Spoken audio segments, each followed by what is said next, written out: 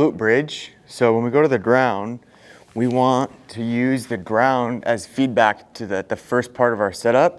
So we know our positioning our hips in the correct position so we don't utilize lumbar extension or arching your low back.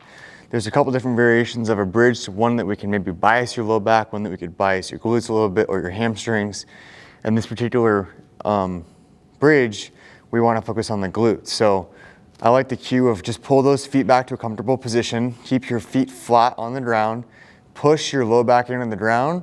And when we do that, we're going to create a little bit of a posterior pelvic tilt. So I'm kind of tilting my sacrum or my tailbone just barely off the ground.